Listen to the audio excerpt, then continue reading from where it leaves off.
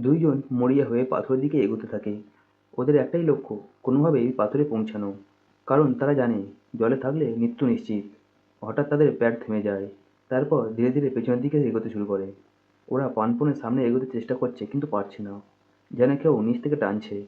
কিছুক্ষণ পর বুঝতে পারে ওয়েল একটা দড়ি ধরে তাদেরকে আবার আগের অবস্থায় ফিরিয়ে নিয়ে গেছে। মানে সে শুধু মারছে না, তাদেরকে নিয়ে খেলা করছে। আর এই খেলা মানুষের জন্য শেষ খেলা। কোনোমতে তারা পাথরে পৌঁছায়, ক্লান্ত, আহত, কিন্তু বেঁচে আছে। কিন্তু এখানেই গল্পের সবচেয়ে বড় টুইস্ট। একজন হঠাৎ কাঁদতে কাঁদতে তাকে বলে যে এসব কিছু তার জন্যই হয়েছে। কারণ সে তার জন্যই তার শ্রবণশক্তি হারিয়েছে। কারণ সেই টাকার লোভে পড়ে তার দোকানে ডাকাতি করিয়েছিল, যার ফলে সে শ্রবণশক্তি হারিয়ে ফেলে এবং তার প্রেমিকও মারা যায়। ভাবো তো, যাকে তুমি তোমার নিজের বেস্ট ফ্রেন্ড মনে করো, সব থেকে বেশি ভালোবাসো, আর সেই যদি তোমাকে ধোকা দেয়।